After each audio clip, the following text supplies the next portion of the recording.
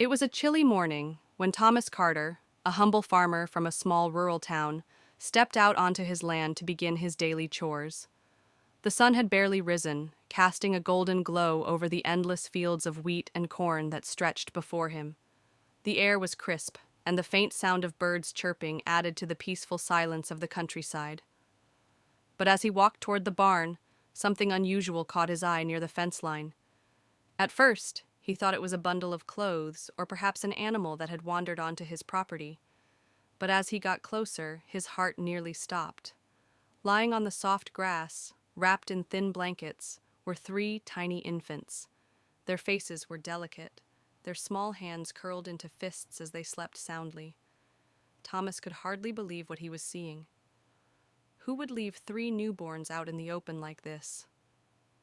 His mind raced with questions, but there was no time to waste. The babies needed help. Without hesitation, he scooped them up carefully, cradling them in his arms as he hurried back to his farmhouse.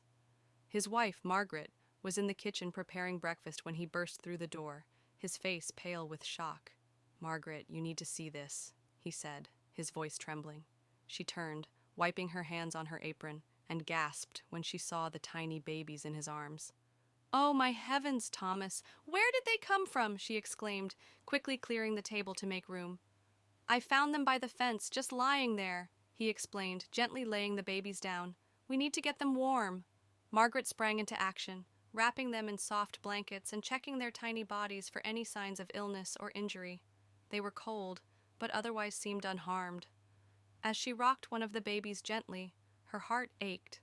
Who would abandon such innocent souls? And why? Thomas picked up the phone and called the local authorities. Within half an hour, Sheriff Miller arrived, his face etched with concern. "This is highly unusual," he said, examining the babies. "No reports of missing infants, no signs of anyone coming through town with newborns. Whoever left them here didn't want to be seen." Margaret frowned. "But why here? Why on our land?" The sheriff sighed. "Maybe they knew you were good people. Maybe they thought the babies would be safe here." The Carters knew they couldn't just sit and wait for answers. While the authorities searched for the parents, Thomas and Margaret cared for the babies as if they were their own. Days passed, then weeks, and no one came forward to claim them. Margaret, who had always dreamed of having children but was unable to, felt an unbreakable bond forming with them.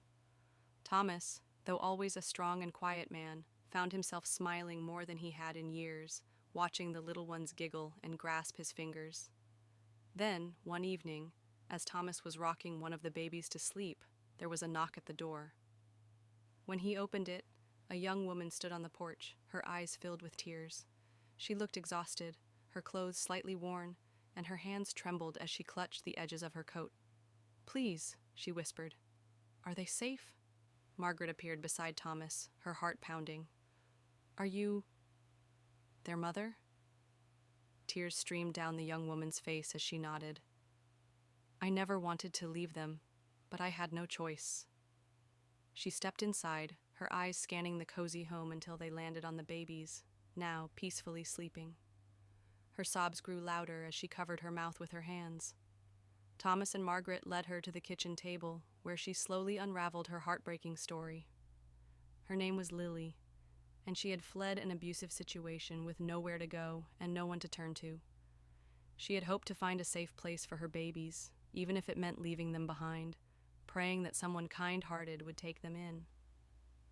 Margaret reached across the table and gently took Lily's hand. "You don't have to be alone anymore," she said softly.